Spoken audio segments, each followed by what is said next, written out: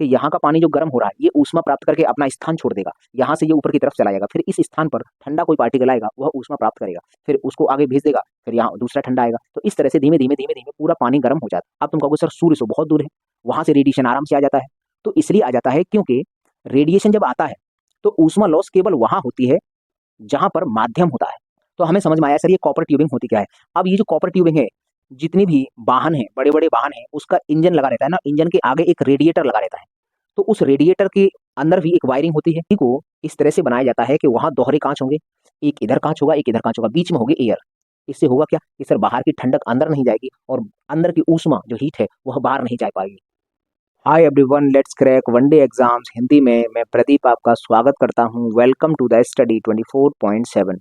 दोस्तों, भौतिक विज्ञान की जो अपनी सीरीज चल रही थी उस सीरीज का आज ये 67वां लेक्चर है। इससे पहले हमारे 66 लेक्चर कंप्लीट हो चुके हैं।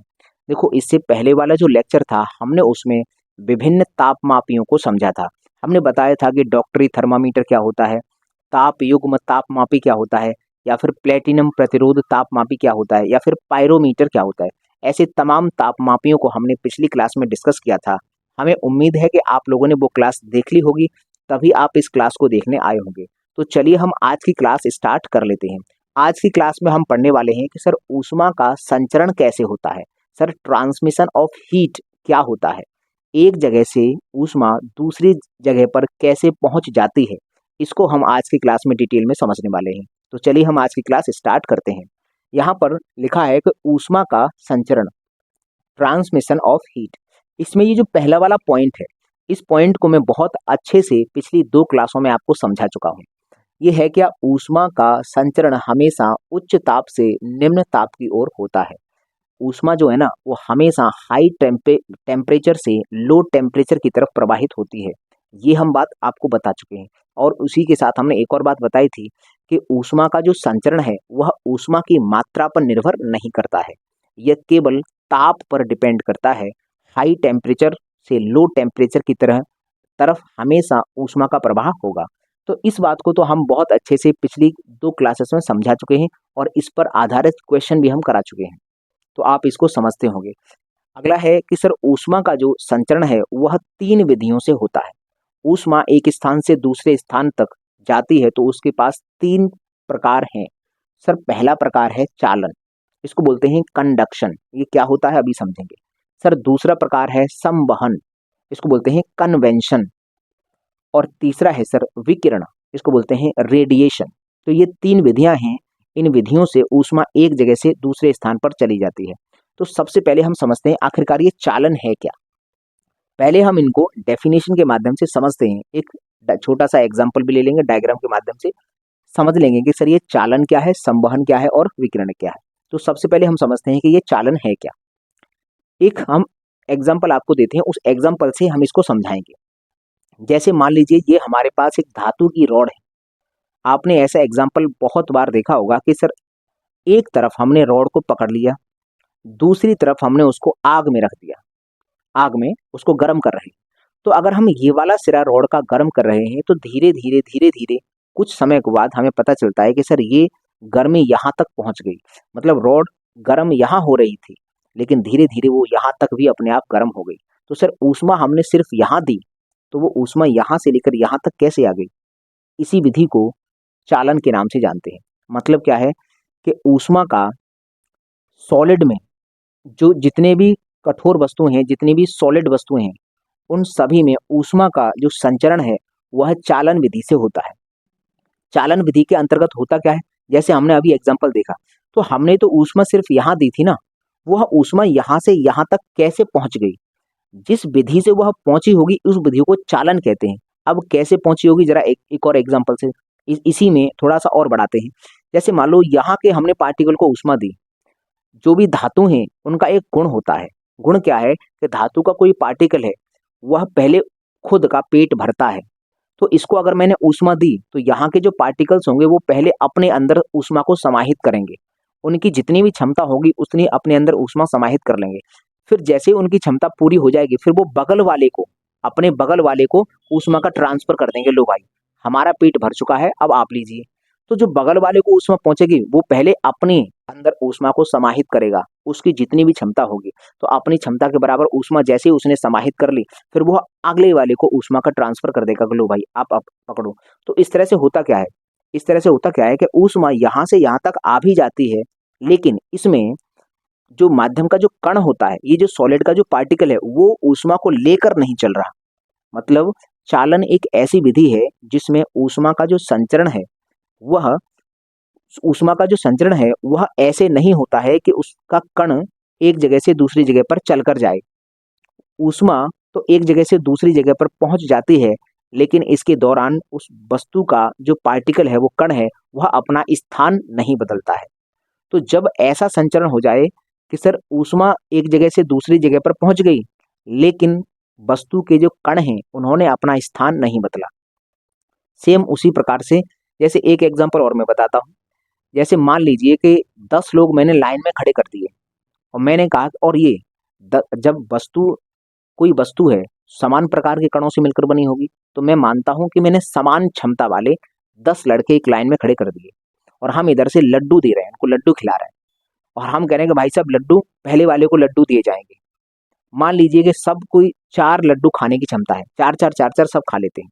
तो जब यहाँ से पहले वाले को लड्डू मिलेंगे तो वो लड्डू पहले खाएगा, पहले खुद का पेट भरेगा, उसका जब पेट भर जाएगा, 4 लड्डू खा लेगा, फिर उसका पेट भर जाएगा, तो फिर लड्डू बगल वाले को दे देगा, लो भैया तुम पकड़ो। फिर वो बगल वाला लड्डू पहले खाना स्टार्ट करेगा, फिर जैसे ही वो 4 लड्डू उसके कंप्लीट हो जाएंगे तो उसका भी पेट भर जाएगा, फिर वो अगले वाले को दे देगा, लो भाई। तो इस तरह से लड्डू हम खिला रहे हैं और इस तरह से अंत तक सभी का पेट भर जाएगा। इस उदाहरण में क्या ऐसा हुआ कि सर लड्डू हैं, लड्डुओं के माध्यम से हम व्यक्तियों का पेट भर रहे हैं, तो इसके दौरान यहाँ से वहां तक गए कौन, केवल लड्डू पहुंचे। ऐसा तो नहीं है कि पहला व्यक्ति लड्डू लेकर लास्ट वाले के पास पहुंचा, ऐसा तो नहीं है। हुआ क्या कि पहले वाले ने इसको दिया, इसने अगले को दिया और उसने अगले को दिया और उसने भी अगले को दे दिया, लेकिन दिया कब, जब उसने अपना पेट भर लिया था। तो ये होता है उदाहरण एक तरह से चालन का। सेम इसी प्रकार से चालन में होता है। होता क्या है कि कोई भी धातु है, कोई भी सॉलिड चीज है, कठोर चीज जिसमें ऊष्मा चलेगी, उसमें होता क्या है कि वह कण ऊष्मा लेकर अपने बगल वाले को देता है और वो अपने बगल वाले को देता है, वो अपने बगल वाले को देता है। तो इस तरह से ऊष्मा चलती आती है। इसके दौरान माध्यम का जो कण है, ये जो माध्यम जिसमें के अंदर ये चल के आ रही है, उसमें माध्यम का कण गति नहीं करता है। तो जो ऐसी विधि होती है उसको बोलते हैं चालन। तो हम यहाँ पर इसकी थोड़ी सी परिभाषा लिख देते हैं। तो जैसे हम लिखेंगे कि इस विधि में ऊष्मा का संचरण ऊष्मा का संचरण संचरण माध्यम की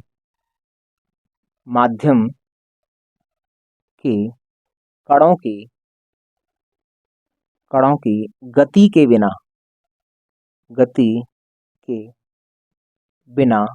होता है। मतलब इस विधि में ऊष्मा का जो संचरण है वह माध्यम के कणों की गति के बिना, मतलब माध्यम का कण लेकर नहीं जाएगा ऊष्मा, वो तो बस अपने बगल वाले को देगा, माध्यम के कणों की गति के बिना होता है, चालन कहलाता है। या इसी सम हमने आगे लिख ही दिया है कि इस विधि में, मतलब इस चालन वाली विधि में ऊष्मा का जो संचरण है वो माध्यम के कणों की गति के बिना होता है। अब तब ऐसी विधि को हम चालन कहते हैं। तो ये हमें समझ में आ गया सर चालन है। एग्जाम्पल के तौर पर हम समझते हैं, जैसे मान लो ये धातु की कोई रॉड है, धातु की हमारे पास एक रॉड है, हमने यहाँ पर इसको गर्म किया, ये हमने कोई बर्नर लगा दिया है और इस बर्नर की सहायता से हम इसको गर्म कर रहे हैं। तो हमने अगर यहाँ गर्म किया है तो ऊष्मा जो होगी वह चलकर इस वाले या ए पॉइंट पर हम गर्म कर रहे थे और बी पॉइंट पर गर्माहट महसूस हमको हो जाएगी। अगर हमने यहाँ पर इसको पकड़ा है, यहाँ गर्म हो रहा है, तो इस यहाँ की जो ऊष्मा होगी वो चल के धीरे धीरे यहाँ तक पहुंच जाएगी, यहाँ तक ये रॉड गर्म हो जाएगी। तो ये जो विधि है वह यही विधि कहलाती है सर चालन। तो हमें ये यहाँ से क्वेश्चन कैसे बनेगा, क्वेश्चन सिर्फ ऐसे बनेगा, यहाँ से अगर क्वेश्चन बनाएगा तो ये पूछेगा कि अगर एक ऐसी वस्तु है जिसमें ऊष्मा एक स्थान से दूसरे स्थान तक तो चली जाती है, लेकिन उस वस्तु का जो कण है वह अपना स्थान नहीं बदलता है, वह अपना स्थान नहीं छोड़ता है, तो बताइए वह ऊष्मा की कौन सी विधि है, ऊष्मा संचरण की कौन सी विधि है? तो हम कहेंगे सर वह चालन है। ऐसा यहाँ सवाल बन सकता है। बोल देगा, वो स्पष्ट बोल देगा परिभाषा के तौर पर, इस बात को लिख देगा या थोड़ा सा घुमाकर लिख देगा। लिखेगा वो बस ऐसे ही कि एक ऐसी वस्तु है जिसमें ऊष्मा का प्रवाह एक स्थान से दूसरे स्थान तक होता है, लेकिन उसमें उस वस्तु का जो कण है वह अपना स्थान नहीं बदलता है। तो बताइए ये ऊष्मा की कौन सी, ऊष्मा संचरण की कौन सी विधि है? तो हम कह देंगे सर ये है चालन। चालन में माध्यम का जो कण है वह अपना स्थान बदलेगा नहीं, लेकिन ऊष्मा को आगे ट्रांसफर कर देगा। धातुओं का ऐसा गुण होता है कि वह ज्यादातर, ये अच्छा, सबसे अच्छा गुण धातुओं का ही होता है कि वो क्या करता है, ऊष्मा अपने अंदर समाहित कर लेता है, फिर उसका जो पेट भर जाता है वो उसकी क्षमता के बराबर ऊष्मा अपने अंदर धारण करने के बाद अगले वाले को दे देगा। इस तरह से ऊष्मा आगे बढ़ती है। तो ये हमें समझ में आया सर ये चालन होता क्या है, और ये इसका एग्जाम्पल एक हमने समझ लिया है। अब हम यहाँ से एक बात समझते हैं कि सर ये जो चालन की विधि है सभी सॉलिड वस्तुओं में होती है। जितनी भी सॉलिड वस्तु हैं जिनमें अगर ऊष्मा प्रवाहित हो रही है तो वे सभी की सभी सॉलिड वस्तुएं चालन के माध्यम से ही ऊष्मा एक जगह से दूसरी जगह पर भेजती हैं। तो हम कहेंगे कि सभी ठोसों में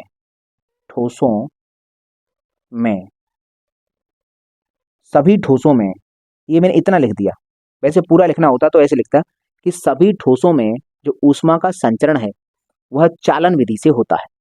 तो इतने से हम समझ जाएंगे कि सर सभी ठोसों में जो ऊष्मा का संचरण होगा, लिख देते हैं चलो इस बात को, या तो बहुत से लोग कन्फ्यूज हो जाते हैं कि कन्फ्यूज का वो नोट्स नहीं बना पाते हैं।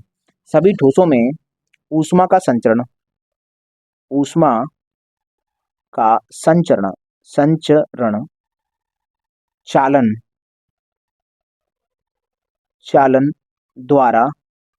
द्वारा ही होता है। इतनी बात है। ये हमारे पास एक पॉइंट हो गया इस वाले में कि जितने भी सॉलिड होंगे अगर उसमें ऊष्मा का संचरण होगा तो इस बात की गारंटी है कि चालन विधि से ही होगा। अब हम समझते हैं सर ये संवहन क्या है। तो पहले हम इसको डेफिनेशन के तौर पर समझ लेते हैं। इसमें क्या होगा, जैसे इसमें क्या था, ऊष्मा का संचरण एक जगह से दूसरे स्थान पर हो गया इस वाली में, लेकिन माध्यम के कण ने अपना स्थान नहीं बदला था। लेकिन इसमें क्या होता है, माध्यम का कण अपना स्थान बदलता है। उदाहरण के तौर पर मैं समझाता हूँ। जैसे मान लीजिए हमने एक पतीले में पानी को रख दिया और उसको हमने गैस पर रख दिया गर्म करने के लिए। तो जितने बीच में जो गैस जल रही है तो उस पात्र में भी उतने ही बीच का पानी गर्म होगा। पानी जब गर्म हो जाता है, उतने बीच का पानी जब गर्म हो जाएगा तो वह गर्मी प्राप्त करके ऊपर की तरफ चला जाएगा। फिर कोई ठंडा जो पानी होगा, ठंडे पानी के पार्टिकल्स वहां आएंगे, वहां पर भी वो गर्मी प्राप्त करेंगे, फिर वो ऊपर चले जाएंगे। फिर वहां जगह खाली हो जाएगी तो उसको फिर ठंडा पार्टिकल आके वहां ऊष्मा लेकर जाएगा और इस तरह से चला जाएगा। तो जैसे हम यहाँ पर एक चित्र बना देते हैं, चित्र के माध्यम से आप अच्छा समझ सकते हो। जैसे मान लीजिए ये हमारे पास एक पात्र है और यहाँ हम इसको गर्म कर रहे हैं, ये हमने इसको गर्म किया है। तो जब हम यहाँ गर्म करेंगे तो यहाँ के जो भी पार्टिकल होंगे, जैसे मान लीजिए यहाँ का एक कण था, इसने ऊष्मा प्राप्त कर ली और ये प्राप्त करके ऊष्मा यहाँ आ चुका है। तो अगर यहाँ कोई ठंडा कण है, ये ठंडा कण है, तो वो यहाँ आएगा और ऊष्मा प्राप्त करेगा और फिर ये ऊष्मा प्राप्त कर लेगा तो फिर ये ऊपर पहुंचेगा। तो ये जो क्रिया होगी, ये जो ऊपर वाला है अगर ये ठंडा हो जाएगा तो फिर इधर आकर ये वाला अगर थोड़ा सा ठंडा हो जाएगा तो इधर आ जाएगा और फिर ये ठंडा होकर नीचे की तरफ ऊष्मा प्राप्त करेगा और जैसे ही ऊष्मा प्राप्त कर लेगा फिर ऊपर चला जाएगा, फिर ये ठंडा होकर इधर आ जाएगा। तो कुल मिलाकर इस तरह से पूरा का पूरा पानी गर्म होता है। वैसे ज्यादातर यही क्रिया होती है। पानी जब गर्म होता है तो पानी जितने बीच में हमारे गैस चल रही है सर उतने बीच का पानी गर्म होगा, लेकिन हम देखते हैं सर धीरे धीरे पूरे ही बर्तन का पानी गर्म होता है। इसके पीछे लॉजिक क्या है कि यहाँ का पानी जो गर्म हो रहा है ये ऊष्मा प्राप्त करके अपना स्थान छोड़ देगा, यहाँ से ये ऊपर की तरफ चला जाएगा, फिर इस स्थान पर ठंडा कोई पार्टिकल आएगा, वह ऊष्मा प्राप्त करेगा, फिर उसको आगे भेज देगा, फिर यहाँ दूसरा ठंडा आएगा। तो इस तरह से धीमे धीमे धीमे धीमे पूरा पानी गर्म हो जाता है। ये जो विधि है ये विधि कहलाती है संवहन। तो इसमें हमें स्पष्ट नजर आ रहा है कि सर ये जो विधि है, इस विधि में जो ऊष्मा का संचरण हो रहा है उसमें माध्यम का जो कण है वह अपना स्थान बदलता है, मतलब ऊष्मा प्राप्त करके अपना स्थान छोड़ देता है और उसके जगह पर ठंडा पार्टिकल आता है ऊष्मा ग्रहण करने के लिए। तो हम यहाँ बोल सकते हैं कि इस विधि में ऊष्मा का संचरण ऊष्मा का संचरण संचरण माध्यम के कणों की गति द्वारा होता है। ये हमें स्पष्ट समझ में आ रहा है। ये इस चित्र से हम स्पष्ट समझ सकते हैं कि अगर संवहन है तो संवहन के माध्यम से कण अपना स्थान बदलता है। ऊष्मा उसने प्राप्त करी तो वो वहां से अपना स्थान छोड़ेगा, वहां ठंडा पार्टिकल आएगा कोई भी ऊष्मा ग्रहण करने के लिए। तो ये हमें समझ में आएगा। अब हम बात करते हैं ये जो संवहन है इसके माध्यम से किस किस में ऊष्मा का संचरण होता है। तो ये होता है सर दो चीजों में। तो हम इसी से लिख देते हैं यहाँ पर जो द्रव है लिक्विड, एक तो लिक्विड है और एक है गैस।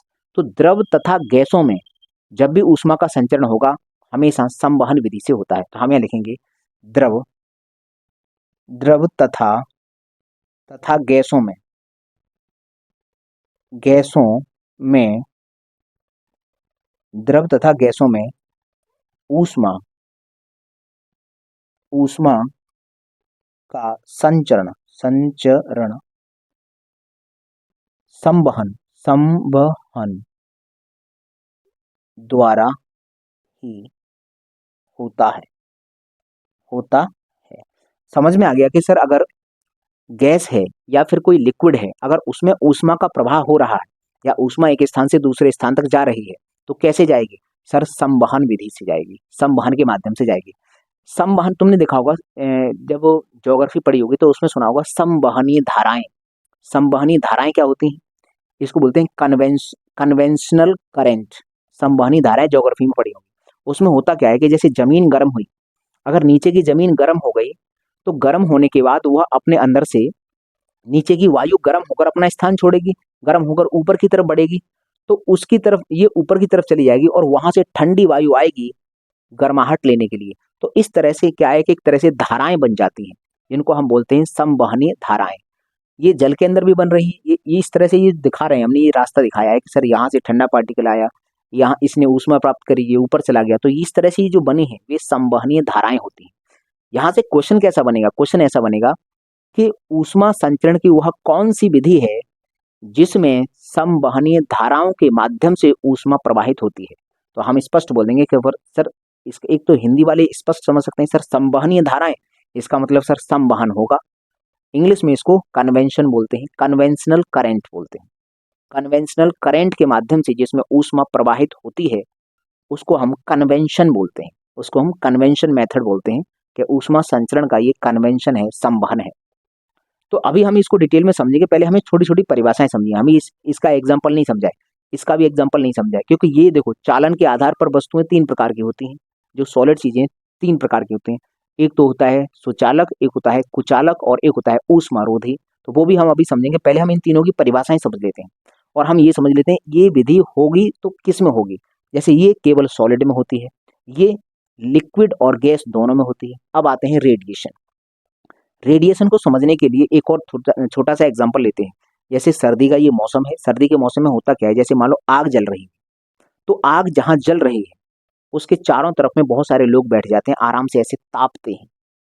तो उसमें होता क्या है कि जैसे जैसे आग के पास जाओगे वैसे वैसे आपको गर्माहट ज्यादा महसूस होगी और जैसे जैसे थोड़ा दूर जाओगे तो गर्माहट कम महसूस होती है। तो एक बात बताइए, आग तो वहां जल रही है, वहां ऊष्मा उत्पन्न हो रही है, तो अगर हमें ऊष्मा लेनी है तो कहीं से कहीं उसको टच करना पड़ेगा। तो अगर आग को टच करोगे तो जल जाओगे, लेकिन आग वहां जल रही है और उसकी गर्माहट थोड़ी दूर तक महसूस हमको हो रही है। तो सर वो यहां से यहां तक आ कैसे रही? तो वहां से यहां तक रेडिएशन के माध्यम से आती है। जब भी ऊष्मा तरंगों के माध्यम से आगे बढ़ती है, जब ऊष्मा एक रेडिएशन तरंग के माध्यम से आगे बढ़कर गर्माहट प्रदान कर देती है तो ऐसी विधि को बोलते हैं सर विकिरण, रेडिएशन कहते हैं। एक और एग्जांपल मैं बताता हूँ। जैसे जिन जिन लोगों ने खाना बनाया होगा वो देखते होंगे, जैसे मान लीजिए तवा गर्म हो रहा है, तो तवा गर्म हो गया है तो उसको गर्म है कि ठंडा है वो चेक करने के लिए क्या उसके ऊपर हाथ रखते हो? हाथ रखोगे और गर्म हुआ तो जल नहीं जाएगा? हम बस तवे के पास में थोड़ा सा ले जाते हैं, रखते नहीं है, बस पास में ले जाएंगे। अगर वो गर्म होगा तो रेडिएशन छोड़ रहा होगा और रेडिएशन के माध्यम से हमें गर्माहट महसूस होगी। तो इसीलिए क्या होता है कि कोई गर्म मान लो धातु की चादर है, तो अगर वो बहुत गर्म है तो अपने अंदर से रेडिएशन निकाल रही होगी अपनी गर्माहट की, अपनी गर्माहट को बाहर की तरफ छोड़ के खुद ठंडा हो रही होगी। तो जो गर्माहट छोड़ती है बाहर की तरफ, वह तरंगों के रूप में निकलती है गर्माहट, उसी को बोलते हैं हम रेडिएशन। ये विधि होती किसमें है? संसार की चाहे कोई भी गर्म वस्तु हो, संसार की कोई भी गर्म वस्तु है तो वह अपने अंदर से तरंगों के माध्यम से भी अपनी ऊष्मा लॉस करती है, इसको हम रेडिएशन बोलते हैं। तो इसका मतलब सॉलिड, लिक्विड और गैस तीनों के तीनों अगर गर्म है तो रेडिएशन उसमें सब में होता है। हो सकता है जैसे मान लो लिक्विड है तो सर उसमें रेडिएशन भी होता है और संवहन भी होता है। रेडिएशन के माध्यम से भी, जैसे मान लो गर्म पानी करके हमने रख दिया, अब जब गर्म पानी करके हमने रख दिया है तो देखते हैं कुछ समय बाद वो पानी ठंडा हो जाता है। तुम कहोगे सर ठंडा कैसे हो गया? क्योंकि भाई साहब वो जो पानी था ना, वह अपने अंदर से रेडिएशन के माध्यम से अपनी ऊष्मा लॉस कर रहा था। तो रेडिएशन किस में होता है? संसार की चाहे कोई भी गर्म पदार्थ है, कोई भी गर्म पदार्थ हुआ, चाहे वो सॉलिड हो, चाहे वो लिक्विड हो, चाहे वो गैस हो, अगर वो गर्म है तो वह अपने अंदर से तरंगे निकालेगा, ऊष्मा की तरंगे, और उनके माध्यम से वह ठंडा होता जाएगा। तो इस सर विकिरण किस में होता है? ये सॉलिड में भी हो जाता है, लिक्विड में भी हो जाता है और गैस में भी होता है। तो हम यहाँ पर लिख देते हैं इसकी परिभाषा, ये आखिरकार विकिरण है क्या? तो हम कहेंगे यह ऊष्मा संचरण, ऊष्मा संचरण संचरण की एक ऐसी विधि है, ऐसी विधि विधि है जिसमें जिसमें ऊष्मा का संचरण, ऊष्मा का संचरण ऊष्मीय तरंगों, ऊष्मीय तरंगों के माध्यम माध्यम से होता है, होता है। यह ऊष्मा संचरण की एक ऐसी विधि है जिसमें ऊष्मा का जो संचरण है वह ऊष्मीय तरंगों के माध्यम से होता है। और ये ऊष्मीय तरंगें हमें आराम से महसूस करवा देती हैं कि कोई वस्तु कितनी गर्म है। जितनी ज्यादा गर्म है वह उतनी ज्यादा दूरी तक अपनी ऊष्मीय तरंगें भेजेगी, रेडिएशन की फॉर्म में भेजेगी।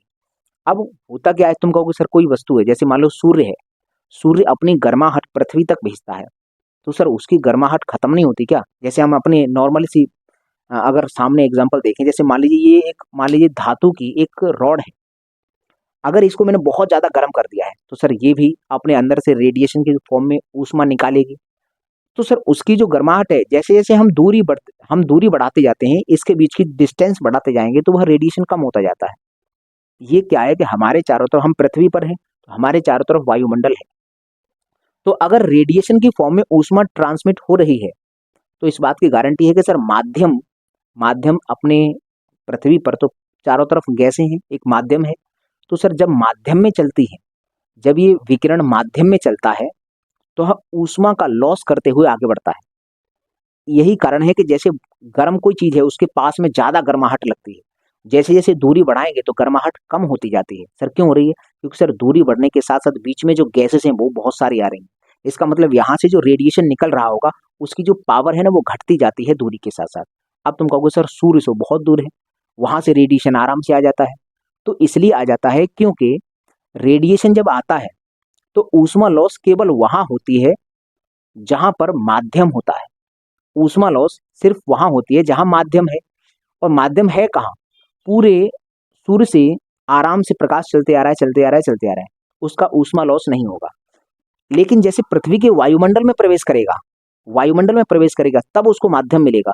तो फिर वायुमंडल में प्रवेश करता है तो थोड़ी बहुत ऊष्मा वहां छोड़ के जाता है, ऊष्मा का लॉस होता है। अब ऊष्मा का लॉस थोड़ा बहुत क्यों होता है? बहुत ही नामात्र, बिल्कुल 10 to 0 होता है। सूर्य से अगर प्रकाश की किरण आ रही है, अगर सूर्य से प्रकाश की किरण आ रही है तो उसका ऊष्मा लॉस बहुत कम होता है। तुम कहोगे सर फिर ऐसा क्यों होता है? ऐसा इसलिए होता है क्योंकि उसकी चाल कितनी होती है।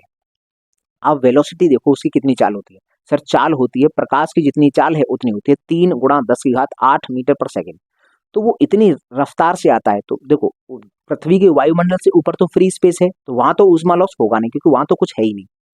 पृथ्वी के वायुमंडल में प्रवेश करने के बाद कुछ ऊष्मा लॉस होना चाहिए, तो वहां थोड़ा बहुत हो पाता है, क्योंकि उसकी स्पीड बहुत तेज होती है, इसीलिए बहुत कम मात्रा में ऊष्मा लॉस हो पाता है। अगर ऊष्मा सीधी सीधी वहां से वायुमंडल गर्म हो जाता तो पृथ्वी के पास जो प्रकाश आ रहा है, तो आता हुआ प्रकाश पृथ्वी को गर्म नहीं करता है। पृथ्वी जो गर्म होती है उसके पीछे का लॉजिक है, सर आता हुआ प्रकाश तो जमीन को गर्म करेगा। जब जमीन गर्म हो जाएगी तो उसमें से जो गर्मी है वह गर्मी निकल के ऊपर की तरफ बढ़ेगी संवहनी धाराओं के माध्यम से।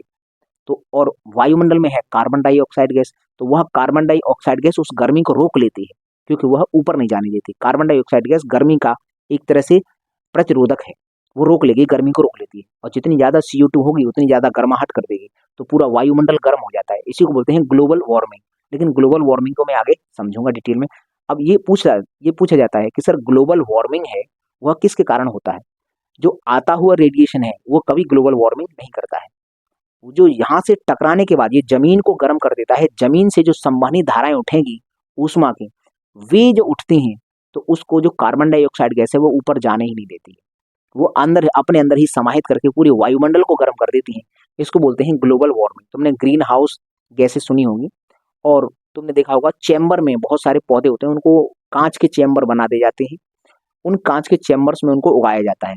तो कांच के चैम्बर में होता क्या है, ये बहुत ज्यादा सर्दी वाला प्लेस है, वहां ऐसा करते हैं। क्यों? क्योंकि प्रकाश तो आएगा, तो रेडिएशन की फॉर्म में आएगा, तो ऊष्मा लेकर आएगा, तो वो आकर जमीन से तो टकराएगा, कांच में पार करके आराम से जमीन से टकराएगा, लेकिन जब जमीन से गर्म होकर जो ऊष्मा निकलेगी वह ऊष्मा कहीं वायुमंडल में न चली जाए, इसलिए कांच के चेम्बर बना दिए जाते हैं।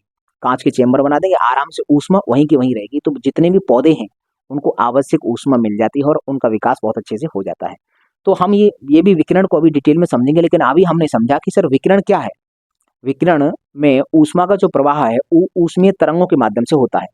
जो जितनी ज्यादा गर्म वस्तु है वह उतनी ज्यादा गर्माहट अपने पास रखेगी, और जैसे जैसे दूरी बढ़ेगी तो गर्माहट कम होती जाती है, मतलब ऊष्मीय तरंगें कमजोर पड़ती जाती हैं। तो हम ऐसे यहाँ एक बात बता सकते हैं कि जो ऊष्मीय तरंगें हैं वो माध्यम के साथ जैसे जैसे बढ़ती हैं, जिनको दूरी जैसे बढ़ती है वैसे वैसे वो अपनी ऊष्मा लॉस करती जाती हैं। ये होता सिर्फ कहाँ पर है? ये पृथ्वी पर होता है, और कहीं नहीं, फ्री स्पेस में तो होगा नहीं। और अब यहाँ से वही वाली बात है कि प्रकाश चल के आ रहा है, तुम कहोगे सर प्रकाश क्यों नहीं आ रहा, तो उसके पीछे मैंने लॉजिक बता दिया कि जो आता हुआ प्रकाश है उससे वायुमंडल गर्म नहीं होता है।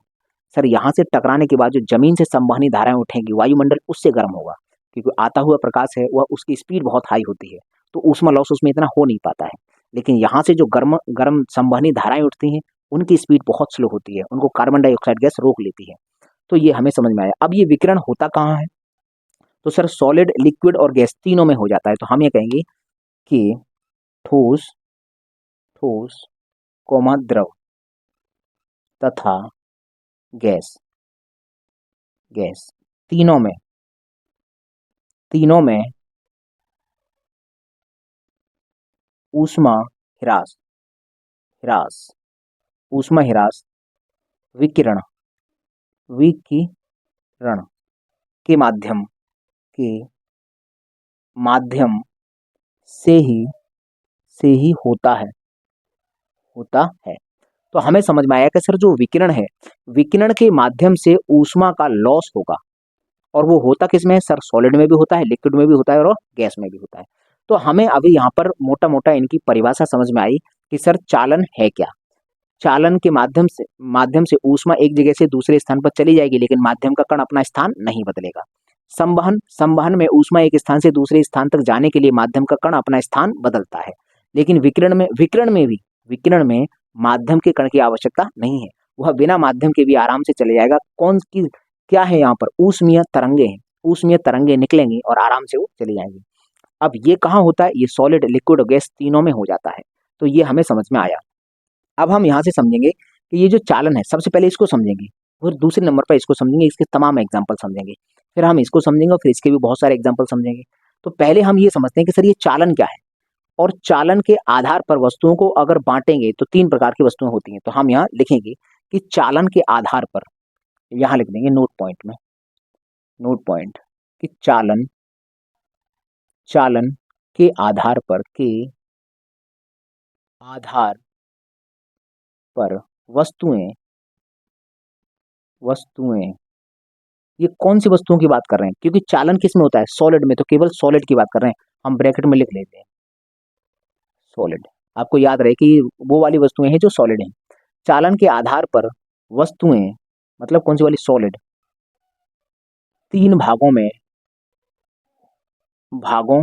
में बांटी जा सकती हैं, बांटी जा सकती हैं। तो सर कौन से वे भाग हैं, तो देखो, नंबर एक, जो सॉलिड हैं वे एक तो होती हैं चालक, चालक, इसको बोलते हैं कंडक्टर, इसको बोलते हैं कंडक्टर, CONDUCTOR, कंडक्टर। एक तो होती है चालक वस्तु, चालक। दूसरी क्या होती हैं, ये होती हैं कुचालक, कुचालक, इसको बोलते हैं bad conductor, bad conductor, CONDUCTOR, ये होते हैं बैड कंडक्टर। तीसरी होती है सर ऊष्मा रोधी, ऊष्मा रोधी, रोधी, इसको बोलते हैं, इसको बोलते हैं heat, HEAT, heat insulator, insulator, LATOR, heat insulator इन्हें कहा जाता है। तो हम अगर चालन के आधार पर देखेंगे तो सर चालन के आधार पर वस्तुएं जो होती हैं, जो सॉलिड की बात कर रहे हैं, वो तीन प्रकार की होती हैं। तो सर पहली आती हैं चालक, दूसरी आती हैं कुचालक, और तीसरी आती हैं ऊष्मारोधी मतलब हीट इंसुलेटर। तो अब हम इनको समझेंगे। तो हम चालक क्या होते हैं और इनका क्या क्या एग्जाम्पल है, और ये सबसे बेस्ट इसका एग्जाम्पल क्या है, कि सर कौन सा है जो सबसे बेस्ट चालक है, वो अभी हम समझने वाले हैं। कि एक काम करिए, पहले आप लीजिए इसका स्क्रीनशॉट, उसके बाद हम इस चालक को समझेंगे, फिर इसको समझेंगे, फिर इसको समझेंगे। जब ये तीनों समझ लेंगे तब ये चालन कंप्लीट हो जाएगा। फिर हम समझेंगे संवहनीय धाराएं, और इसके एग्जाम्पल बताएंगे कि AC को ऊपर ही क्यों लगाया जाता है, वेंटिलेटर ऊपर ही क्यों बनाए जाते हैं, फ्रिज के अंदर जो फ्रीजर होता है बर्फ जमाने वाला, वो ऊपर ही क्यों होता है। सर इस सब का जवाब यहाँ मिलेगा आपको, यहाँ। और उसके बाद थोड़ा सा विकिरण भी पढ़ेंगे, विकिरण के माध्यम से भी क्वेश्चन आते हैं। तो पहले आप लीजिए इसका स्क्रीनशॉट, उसके बाद हम समझेंगे सर चालक क्या होता है। तो लीजिए स्क्रीनशॉट। तो चलिए अब हम सुचालक समझते हैं कि सुचालक क्या होता है। यहाँ पर मैंने डेफिनेशन लिख दी है। सुचालक को इंग्लिश में कंडक्टर कहा जाता है। ऐसे ठोस पदार्थ जिनमें ऊष्मा का संचरण तीव्र गति से सफलतापूर्वक हो जाता है, वे सुचालक कहलाते हैं। सुचालक का मतलब है वे अपने अंदर से ऊष्मा बहुत तीव्र गति से और आसानी से करा देंगे, तो ऐसे पदार्थों को सुचालक कहा जाता है। अगर हम इसके एग्जाम्पल की बात करें तो सर एग्जाम्पल के अंदर कौन से आएंगे, तो जो सबसे अच्छा जो चालक या हम सुचालक जिसको बोलेंगे वह होता है सर चांदी। चांदी जो है ना, इसको अर्जेंटम कहा जाता है ग्रीक भाषा में, इसलिए यहां से एजी लिया है, अर्जेंटम। ये है अर्जेंटम, ये ग्रीक भाषा में इसका नाम है अर्जेंटम। ये क्या होता है, ये जो सबसे अच्छा जो सुचालक है वो ये है, सबसे अच्छा, सबसे अच्छा, सबसे अच्छा ऊष्मा का सुचालक, सुचालक। अगर आपसे ये पूछा जाएगा कि ऊष्मा का सबसे अच्छा सुचालक कौन है, तो वह होता है चांदी। दूसरे नंबर पर सर क्या आता है, जिसका हम सबसे ज्यादा इस्तेमाल करते हैं, वो है कॉपर। इसको ग्रीक भाषा में क्यूप्रम कहा जाता है, क्यूप्रम। एक ग्रीक भाषा में इसको बोलते हैं क्यूप्रम, कॉपर को क्यूप्रम कहते हैं, वहां से सीयू लिया है। ये जो है ना, ये दूसरा सबसे अच्छा, दूसरा दूसरा सबसे अच्छा अच्छा सुचालक, सुचालक ये है ऊष्मा का, ये दूसरा सबसे अच्छा सुचालक है। सर तीसरा की बात करते हैं। सर तीसरे नंबर पर कौन आएगा, तो यहाँ आएगा सोना, इसको बोलते हैं ऑरम। ग्रीक भाषा में बोला जाता है इसको ऑरम, ऑरम, ये तीसरा होता है। और सर चौथे नंबर पर आता है एल्यूमिनियम,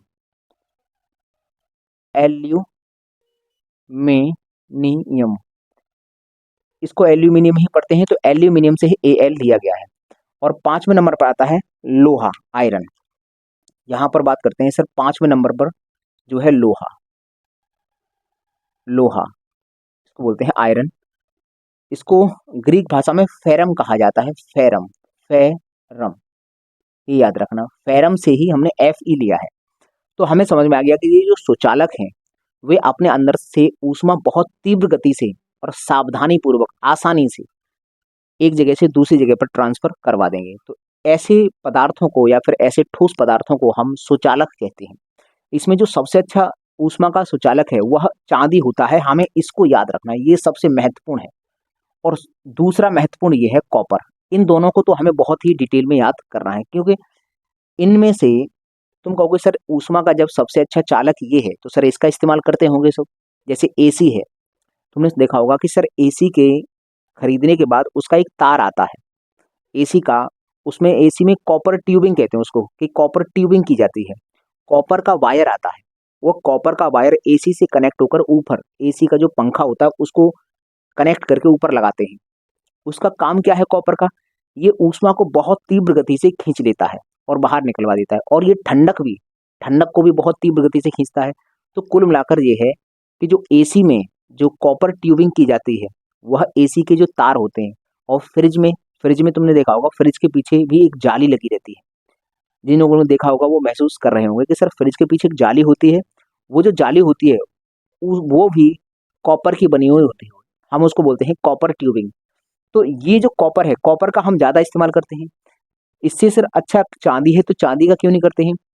क्योंकि अगर मान लो एसी में या फिर फ्रिज में चांदी का अगर हम इस्तेमाल करेंगे तो ये बहुत ज़्यादा महंगे हो जाएंगे, वैसे भी ये बहुत महंगे होते हैं। अगर इनमें कॉपर के स्थान पर चांदी का इस्तेमाल करेंगे तो और ज़्यादा महंगे हो जाएंगे, इसीलिए हम चांदी का इस्तेमाल नहीं करते हैं। कॉपर का वायर ही इस्तेमाल किया जाता है। जो कॉपर का वायर है वह ऊष्मा का भी सबसे अच्छा चालक है और विद्युत का भी सबसे अच्छा चालक होता है। ये ऊष्मा और विद्युत के ये विद्युत का भी सबसे अच्छा चालक है और ऊष्मा का भी सबसे अच्छा चालक है। कॉपर विद्युत का भी सबसे अच्छा मतलब दूसरे नंबर का चालक है, और ऊष्मा का भी दूसरे नंबर का सबसे अच्छा चालक है। कॉपर का हम वायर इस्तेमाल करते हैं। हम यहाँ पर एक शब्द आएगा कॉपर ट्यूबिंग, यहाँ शब्द आएगा एक कॉपर, कॉपर ट्यूबिंग, ट्यूबिंग ये क्या होती है? कॉपर ट्यूबिंग क्या होती है? ये जो है ना कॉपर ट्यूबिंग का मतलब होता है कि किसी भी विद्युत के उपकरण में अगर कॉपर के ट्यूब्स इस्तेमाल कर रहे हैं, या तो ऊष्मा खींचने के लिए या फिर उसको ठंडक प्रदान करने के लिए, तो वहां पर अगर कॉपर के ट्यूब इस्तेमाल कर रहे हैं तो उसी को बोलते हैं कॉपर ट्यूबिंग। कॉपर के ट्यूब हम क्यों इस्तेमाल करते हैं? क्योंकि ये ऊष्मा को बहुत तीव्र गति से खींच लेता है। जैसे एसी है, एसी का काम दो होते हैं।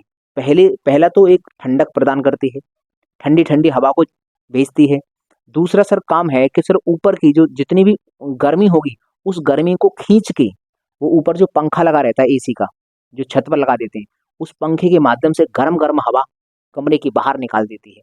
तो जब कमरे की सारी गर्म हवा बाहर निकल जाएगी और थोड़ी भी ठंडक अगर एसी भेजेगी तो पूरा कमरा आराम से ठंडा हो जाएगा। तो एसी के दो काम होते हैं।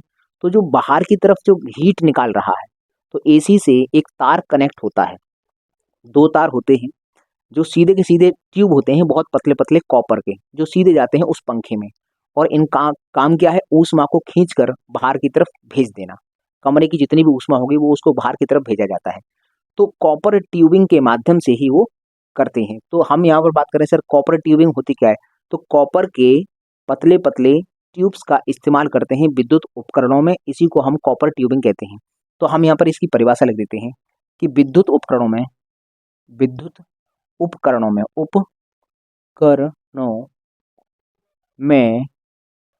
पतले पतले पतले पतले कॉपर कॉपर के ट्यूब यूज किए जाते हैं ऊष्मा ऊष्मा संचरण के लिए।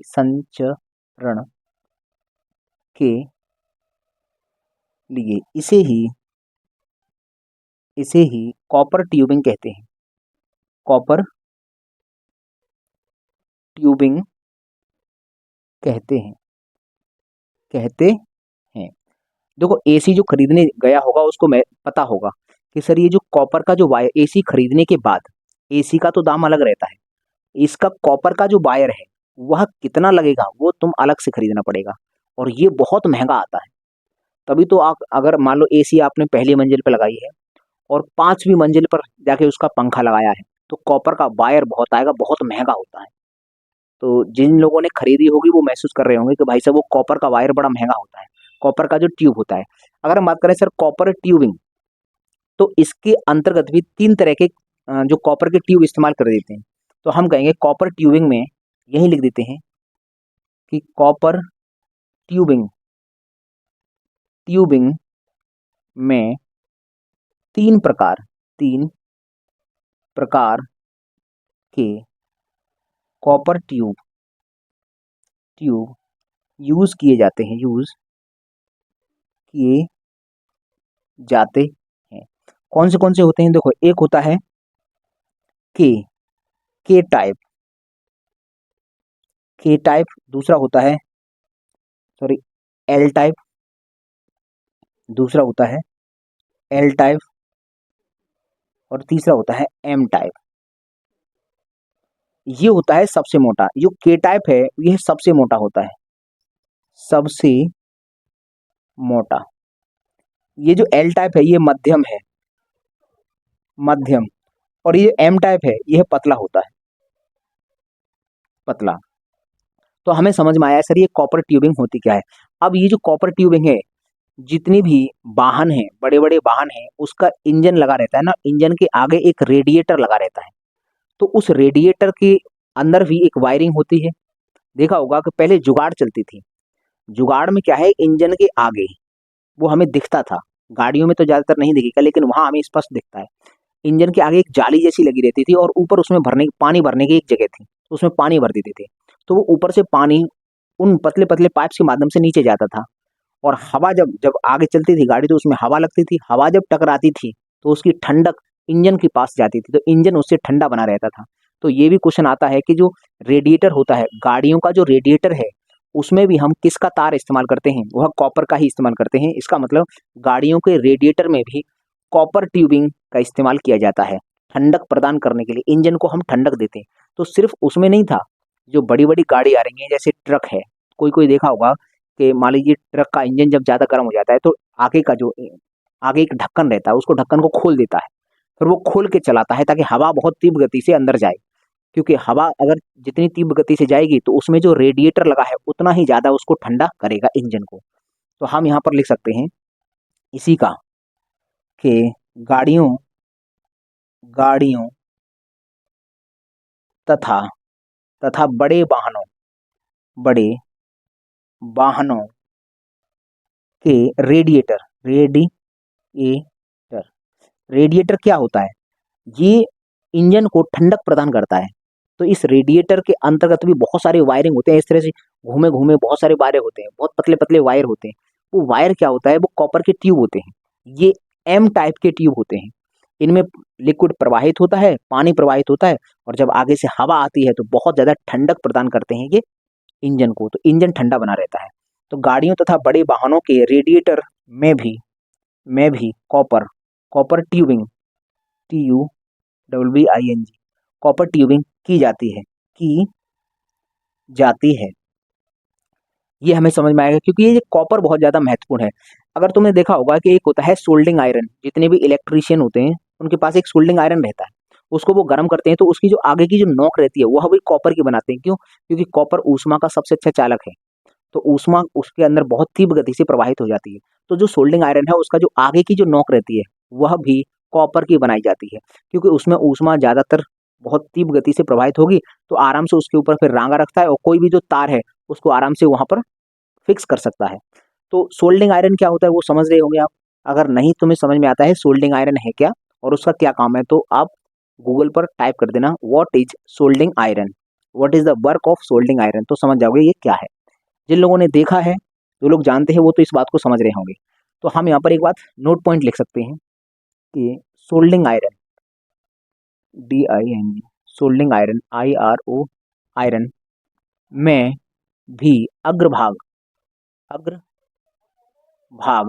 कॉपर का ही बना होता है बना होता है।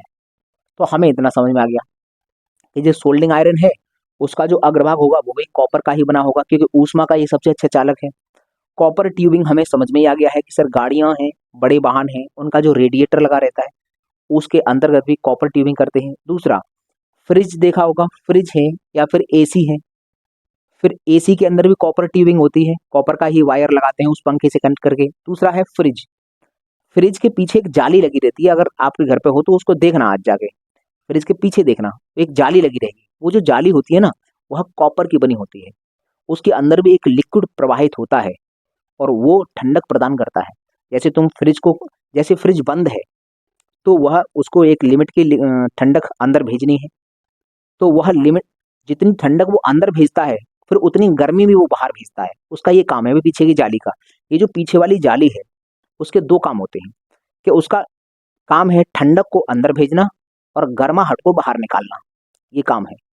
अगर मान लीजिए आपने गेट, उसका जो फ्रिज है उसका दरवाजा खोल दिया, तो फिर उसको क्या करना पड़ेगा, बहुत ज़्यादा मात्रा में अंदर ठंडक भेजनी पड़ेगी, और जब वो ज़्यादा मात्रा में अंदर ठंडक भेजेगा तो जो जाली होगी ना वो बहुत गर्म हो जाएगी।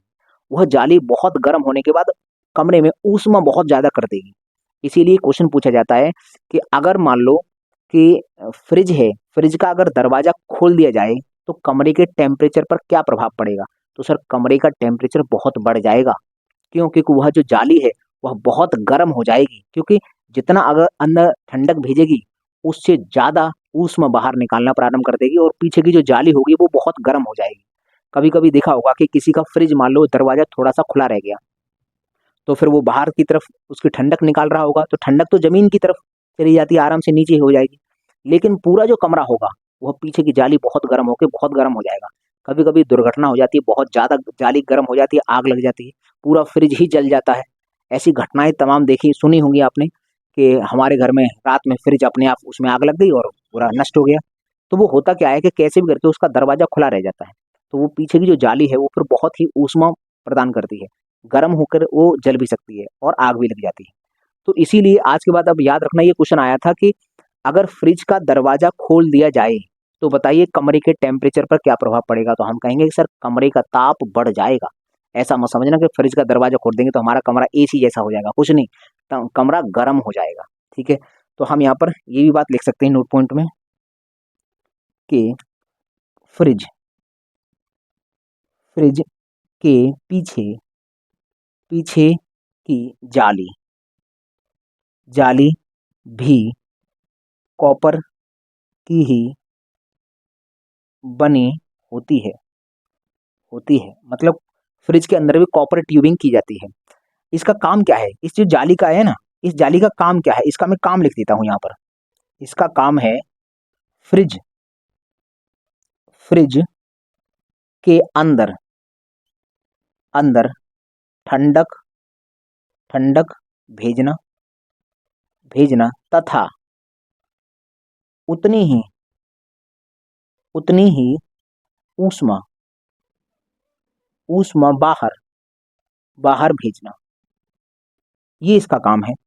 जितनी ये ठंडक अंदर भेजता है उतनी ही ऊष्मा भी बाहर भेजता है, लेकिन ठंडक तो भाई साहब जमीन पर जाकर बैठ जाती है और ऊष्मा पूरे कमरे में फैलती है, इसीलिए कमरा गर्म होता है, ठंडा नहीं होता है। पैर पर तुम्हें ठंडे लगेंगे लेकिन ऊपर का माहौल तो पूरा गर्म हो जाएगा ना, इसीलिए कहा जाता है कि कमरे का जो ताप है वो बढ़ जाएगा, कमरा गर्म पड़ जाएगा। तो ये हमें समझ में आया, ये हो गया हमारा सुचालक। तो सुचालक सुचालक तुम्हें समझ में आया होगा कि ये क्या होता है। अब हम पढ़ने वाले हैं सर कुचालक। चलो एक काम करूं कि आप पहले इसका स्क्रीनशॉट लो, उसके बाद हम कुचालक को भी समझते हैं। चलिए स्क्रीनशॉट लीजिए। तो चलिए अब हम कुचालक समझ लेते हैं कि कुचालक क्या होता है, बैड कंडक्टर्स क्या होते हैं। यहाँ पर परिभाषा लिखी है, वे पदार्थ जिनमें ऊष्मा का प्रवाह न के बराबर होता है कुचालक कहलाते हैं। मतलब जिनमें ऊष्मा का प्रवाह हो ही नहीं पाएगा, ना के बराबर होता है, मतलब थोड़ा सा ही होता है। जैसे कि कांच है, अगर आप देखोगे कांच जो है, कांच भी गर्म पड़ जाता है, लेकिन उसमें जो ऊष्मा का प्रवाह है वह धातु की अपेक्षा कम होता है। तो हमने अभी कहा है कि ऐसे जो पदार्थ होंगे जिसमें ऊष्मा का प्रवाह ना के बराबर होगा वे कहलाते हैं बैड कंडक्टर्स। एग्जाम्पल के तौर पे सबसे नंबर 1 पर रखा है कांच। कांच बैड कंडक्टर होता है। लकड़ी एक बैड कंडक्टर होती है। देखो लकड़ी की अंदर एक गुण होता है कि वह ऊष्मा को आगे भेज नहीं पाती है। जैसे हमने देखा था कोई भी धातु है, अगर उसके पास ऊष्मा आएगी तो वो जितनी भी क्षमता अपने अंदर रखती है उतनी तो ऊष्मा ग्रहण कर लेगी और फिर जो एक्स्ट्रा ऊष्मा होगी वह आगे वाले को दे देगी। ऐसा गुण होता है धातुओं में। तो धातु तो अपने आगे वाले को ऊष्मा दे देती है और वो अपने आगे वाले को ऊष्मा दे देता है। तो इस तरह से ऊष्मा का उसमें चालन हो जाता है। लेकिन लकड़ी के अंदर ऐसा गुण नहीं होता है। लकड़ी का अगर कोई पार्टिकल ऊष्मा ग्रहण कर रहा है तो वह ग्रहण तो कर जाता है लेकिन अपने आगे वाले को ऊष्मा प्रदान नहीं कर पाता। यही कारण है कि जब हम ऊष्मा देते हैं लकड़ी को तो लकड़ी का जो जहाँ ऊष्मा दी जा रही है वहाँ के पार्टिकल्स अपने ऊष्मा बढ़ाते जाते हैं, बढ़ाते जाते हैं, बढ़ाते जाते हैं। जब उनकी ऊष्मा मैक्सिमम हो जाती है तो भाई फिर वो भी कहते हैं कि भाई अब हमको ज़्यादा ऊष्मा मत देना, क्योंकि अगर आप ज़्यादा दोगे तो हम आगे ट्रांसफर तो कर नहीं पा रहे हैं, तो हम अपने आप को जला लेंगे, मतलब अपने आप को जलाकर भस्म कर लेंगे। इसीलिए लकड़ी को जब ऊष्मा दी जाती है तो लकड़ी जल जाती है, जबकि धातु को ऊष्मा देते हैं तो धातु जलती नहीं है, वह ऊष्मा का चालन करवा देती है। ज़्यादा मात्रा में ऊष्मा देंगे तो धातु पिघल जाएगी लेकिन जलेगी नहीं, लेकिन लकड़ी जल जाती है। क्यों? क्योंकि लकड़ी में चालन नहीं हो पाता है। लकड़ी की कोशिकाएं ऊर्जा ग्रहण करेंगी लेकिन अपने आगे वाले को ऊर्जा का ट्रांसफर नहीं करती हैं। इसका मतलब उनमें चालन नहीं होता है। तो लकड़ी जो है वह एक बैड कंडक्टर होता है। ये आ गया। अब यहाँ से अगर आपसे कोई पूछ ले कि लकड़ी को अगर हमने ऊष्मा दी है तो वह जल गई, लेकिन धातु को ऊष्मा दी तो वह जली नहीं। पिघल सकती है धातु लेकिन जल नहीं सकती। तो क्यों? क्योंकि लकड़ी के अंतर्गत जो भी कोशिकाएं हैं उनके पास ऐसा गुण नहीं है कि वह ऊष्मा का ट्रांसफर कर सके। लेकिन धातु के अंदर जो भी कोशिकाएं होती हैं या जो भी पार्टिकल्स होते हैं उनके पास ऐसा गुण होता है कि वे ऊष्मा का ट्रांसफर कर सकते हैं। इसीलिए लकड़ी जल जाती है और धातु जलती नहीं है। तो ये एक बैड कंडक्टर है। अगला है सर रबर। देखो ये बैड कंडक्टर है, इसीलिए तुमने देखा होगा कि जितने भी हमारे जैसे तवा होता है, तवे का जो हत्था होता है उस हत्थे पर भी लकड़ी का भी हैंडल लगा रहता है। जो भी ज़्यादातर तुम देखोगे जैसे कुकर होता है, कुकर में क्या होता है कि जो हैंडल होता है उस पर प्लास्टिक का हैंडल लगा रहता है। प्लास्टिक, ताकि क्योंकि कुकर का जो अंदर का जो भाग रहता है वो तो लोहे का है, जो भी जिस धातु का बना हुआ है। तो अगर कुकर गर्म होगा तो सर वो भी गर्म हो जाएगा, तो कहीं हमारा हाथ जल ना जाए इसीलिए जितने भी ऐसे उपकरण हैं या फिर बर्तन हैं जिनमें खाना बनता है तो उनके जो भी हैंडल रहते हैं उन हैंडल पर या तो प्लास्टिक लगाई जाती है या फिर वहाँ पर रबड़ का कोई हैंडल लगाया जाता है या फिर वहाँ पर हम लकड़ी का लगा देते हैं। जैसे कि तुमने देखा होगा जो तवा होता है घर पे, उस तवे का जो हैंडल होता है वहाँ लकड़ी का हम एक उसमें हैंडल बनाकर लगा देते हैं ताकि वो हमारे हाथ को ना जला दे, क्योंकि पता है कि अगर धातु है तो उसमें ऊष्मा का चालन होकर वो पूरा हैंडल गर्म हो जाएगा। इसलिए हम वहाँ पर लकड़ी या फिर प्लास्टिक का इस्तेमाल करते हैं। अब हम जानते हैं क्यों, क्योंकि भाई ये हैं इंसुलेटर, ये सॉरी बैड कंडक्टर हैं, बैड कंडक्टर हैं इसलिए हम इनका इस्तेमाल कर लेते हैं। अगला ये प्लास्टिक है और ये लास्ट है वायु। ये वायु बहुत ज़्यादा इंपॉर्टेंट है।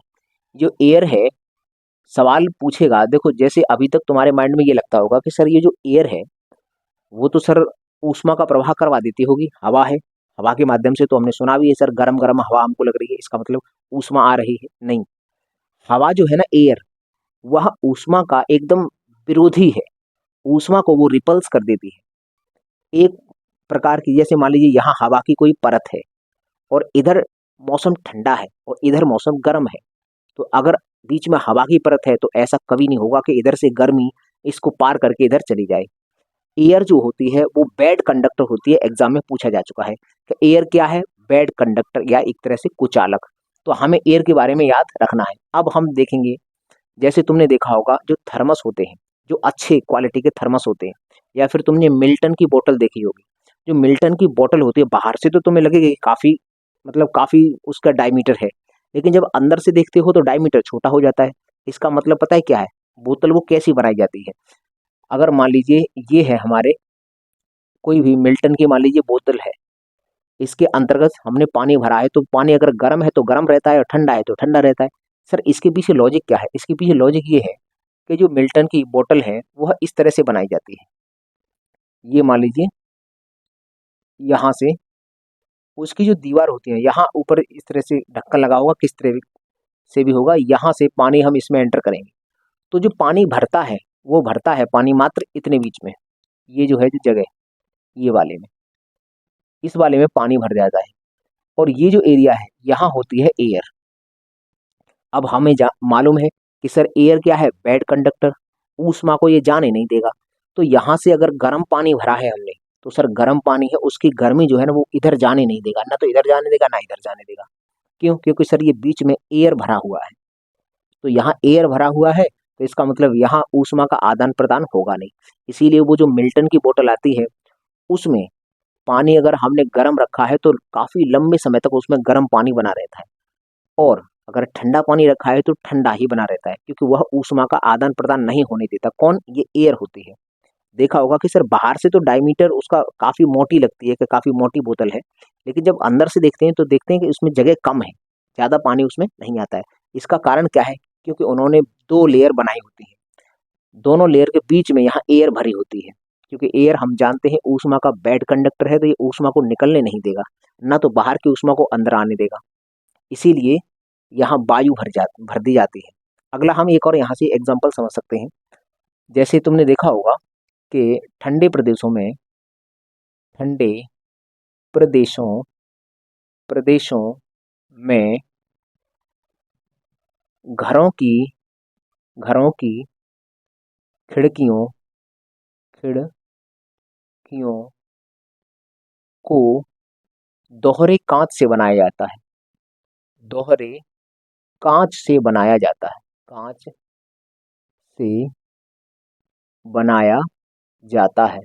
इसका मतलब क्या है कि जो ठंडा प्रदेश होता है, बहुत ज़्यादा जहाँ ठंड पड़ती है, उसकी जो खिड़कियाँ बनाई जाती हैं वे खिड़कियाँ दोहरे कांच की बनाई जाती हैं।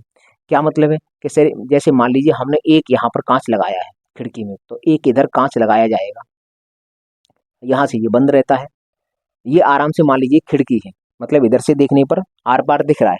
ये दो कांच है, एक इधर लगा हुआ है कांच, इधर लगा है। अगर इधर से देखेंगे तो आर पार तो दिखेगा, लेकिन होता क्या है कि ये जो बीच में है, ये वाला जो एरिया है, ये जो एरिया है, यहाँ होती है एयर।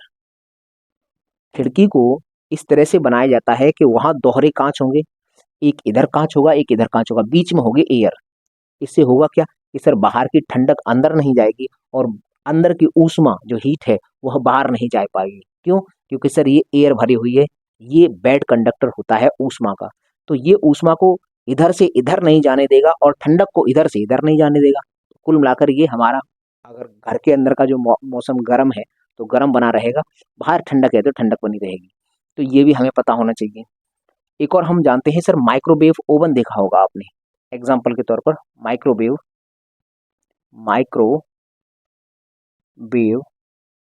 ओवन। माइक्रोवेव ओवन तुमने देखा होगा कि उसमें कोई खाना है, जैसे हमारे पास ठंडा खाना है पूरा, उसमें आप बर्तन में रख लो और उस पूरे को माइक्रोवेव ओवन में रख दो। उसके बाद माइक्रोवेव ओवन को चालू कर दो तो अपने आप ही वो रेडिएशन के माध्यम से खाना गर्म हो जाता है। तो ये जो माइक्रोवेव ओवन है उसकी जो दीवारें हैं वे भी दोहरी, विस दीवारें भी दोहरी झिल्ली की बनी होती हैं, जिस तरह से ये है। जैसे हमने मिल्टन की बोतल देखी है, जिस हिसाब से वो मिल्टन की बोतल बनी है उसी प्रकार से माइक्रोवेव ओवन होता है, उसकी जो दीवारें होती हैं वह दोहरी झिल्ली से बनी होती है। तो हम यहाँ लिख देंगे कि माइक्रोवेव ओवन की दीवारें दीवारें भी दोहरी दोहरी झिल्ली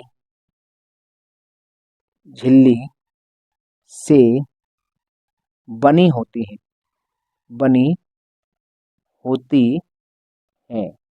माइक्रोवेव ओवन की जो दीवारें हैं वे भी दोहरी झिल्ली से ही बनी होती हैं। ये हमें समझ में आ गया। अब हम बात करते हैं कि सर ये जो है ना माइक्रोवेव ओवन, इस माइक्रोवेव ओवन की जो दीवार के होता क्या है, मतलब जो दोहरी दीवार है सर, यहाँ तो एयर भरी हुई है, लेकिन यहाँ पर क्या भरा होता है, तो यहाँ पर एक फाइबर होता है, स्लैंग ऊन के नाम से जानते हैं इसको, कि भाई ये अगर माइक्रोवेव ओवन है तो इसकी ये दीवारें हैं और यहाँ पर कुछ भरा रहेगा। ये क्या भरा रहेगा, इसका नाम है स्लैंग ऊन। हम लिखेंगे स्लैंग ऊन। ये जो है ना स्लैंग ऊन, ये माइक्रोवेव ओवन की दीवारों के चारों तरफ ही भरा रहता है। तो इससे ये ऊष्मा को न तो बाहर जाने देता है और बाहर की ठंडक को अंदर नहीं आने देता, इंसुलेटर का काम करता है। जैसे तुमने देखा होगा बर्फ के बॉक्स होते हैं जिसमें बर्फ को रख लेते हैं, तो बर्फ के जो बॉक्स होते हैं वे प्लास्टिक के होते हैं, तो प्लास्टिक की उसमें दोहरी दीवार होती है, तो दोहरी दीवार के बीच में एक पीले पीले कलर का एक फॉर्म जैसा भरा रहता है। वो उसका काम क्या है, वो भी एक तरह से इंसुलेटर इसका बेड कंडक्टर का काम करता है। तो अगर हमने अंदर बर्फ रख दी है, वो बर्फ का जो बॉक्स है उसमें अगर हमने बर्फ रख दी है तो सर उसकी भी बर्फ पिघलेगी नहीं, बाहर से ऊष्मा अंदर नहीं आने देता है। तो हम यहाँ पर लिख सकते हैं एक और एग्जाम्पल कि बर्फ के बॉक्स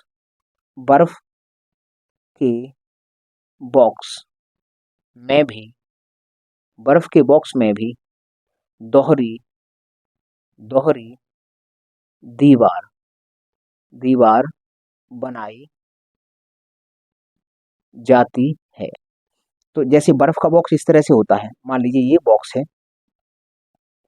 तो इस तरह से इसकी दीवार होगी, ये पूरा ही बंद रहता है। मान लीजिए यहाँ पर उसका दरवाजा है जहाँ से हम बर्फ निकाल सकते हैं, ये दोहरी दीवार है। इसमें हम बर्फ रख देंगे, आइस रख देंगे, इसमें बहुत सारी आइस रखी होगी। ये जो आइस रहेगी ये पिघलती नहीं है। क्यों नहीं पिघलती है? क्योंकि ये जो बॉक्स है, ये इस प्रकार का, ये बॉक्स देखा होगा कि जो बर्फ घिसने वाला होता है, जो बर्फ का गोला बनाता है खाने के लिए, उसके पास ऐसा बॉक्स रहता है, उसमें ये बर्फ को रख देता है, पूरी बर्फ उसमें रख देगा, फिर आराम से उसमें से बार बार निकाल निकाल के बर्फ बनाता रहता है। तो ये पिघलती क्यों नहीं है? क्योंकि ये जो बॉक्स है ना, ये इस हिसाब से बनाया जाता है कि इसलिए ये ऊष्मा का आदान प्रदान नहीं होने देता। बर्फ के ये बॉक्स होते हैं, इनमें ग्लास वुड होती है। जैसे ये मान लीजिए ये दोनों बर्फ के बॉक्स हैं, तो ये बर्फ के बॉक्स की जो बाहर दीवार है इसमें क्या होगा, ग्लास वुड होगा, GLASSWOOD। यहाँ ग्लास वुड के नाम का एक फॉर्म जैसा होता है पीला पीला पदार्थ, वो क्या होता है, ऊष्मा का बेड कंडक्टर होता है। वह अंदर से ठंडक बाहर नहीं जाने देता और बाहर की गर्मी अंदर नहीं आने देता है। ये हमें समझ में आ गया सर, ये जो बर्फ का बॉक्स होता है उसकी ये जो दीवारें हैं वे भी दोहरी पट्टी की होती हैं। अब उनके बीच में क्या भरा रहेगा, तो यहाँ रहता है ग्लास वुड और यहाँ क्या रहता है, स्लैंग ऊन। ये हमें याद रहे, माइक्रोवेव ओवन की जो दीवार होती है उनमें बीच में स्लैंग ऊन भरा रहता है जो बेड कंडक्टर का काम करता है। और ये जो है, जो बर्फ के बॉक्स होते हैं उनकी जो दीवारों के बीच में जो भरा रहता है वो होता है ग्लास वुड। ये हमें याद रहे। अब हम समझते हैं कि सर ये कुचालक हो गया। ऊष्मा रोधी क्या होता है? तीसरा है सर हमारा, तीसरा वाला है ऊष्मा ऊष्मा रोधी। ऊष्मा रोधी क्या होता है? इसको बोलते हैं हीट इंसुलेटर। हीट इंसुलेटर, ये हीट इंसुलेटर क्या होते हैं? यहाँ स्पष्ट रूप से हम बस दो बातें जानेंगे कि सर हीट इंसुलेटर वह पदार्थ है जिसमें ऊष्मा का प्रवाह बिल्कुल नहीं होता, यह ऊष्मा को जाने ही नहीं देता, इसीलिए इनकी ऊष्मा चालकता शून्य होती है। बस ये दो बातें। तो हम कहेंगे ये ये ऐसे पदार्थ होते हैं जिनमें जिनमें ऊष्मा का ऊष्मा का प्रवाह बिल्कुल नहीं होता, बिल्कुल नहीं नहीं होता है। ये ऐसे पदार्थ होते हैं जिनमें ऊष्मा का प्रवाह बिल्कुल नहीं होता है, इसमें ऊष्मा बिल्कुल निकल के ही नहीं जाएगी, वे होते हैं, ये इनको ऊष्मा रोधी कहा जाता है, हीट इंसुलेटर। यहाँ से एक क्वेश्चन पूछा जाता है कि जो ऊष्मा रोधी हैं, ये जो पदार्थ है ऊष्मा रोधी, इनकी ऊष्मा चालकता ऊष्मा चालकता ऊष्मा चालकता शून्य होती है। ऊष्मा चालकता शून्य होती है, ये हमको याद रहे। तो ये हमने समझ लिया कि सर कुचालक क्या होते हैं और ऊष्मा रोधी क्या होते हैं, और इससे पहले समझा था चालक क्या होते हैं। तो हमने जो चालन विधि थी, ऊष्मा ऊष्मा के संचरण की जो चालन विधि थी, उस चालन विधि को हमने समझ लिया डिटेल में। और चालन के आधार पर अगर हम पदार्थों को बांटें तो तीन भागों में बटे थे, एक है चालक, दूसरा है कुचालक और तीसरा है ऊष्मा रोधी। तो हमने तीनों पढ़ लिए। आज की बस क्लास इतनी ही रखते हैं। कल की क्लास में हम पढ़ेंगे सर संवहन और विकिरण। संवहन क्या होता है, उसके क्या एग्जाम्पल्स हैं, विकिरण क्या होता है और उसके क्या एग्जाम्पल्स हैं। तो कल की क्लास में हम वो पढ़ लेंगे। तो चलिए आज की क्लास इतनी रखते हैं। अब मुझे दीजिए इजाजत, मैं मिलता हूँ आपको अगली क्लास में। तब तक के लिए नमस्कार दोस्तों।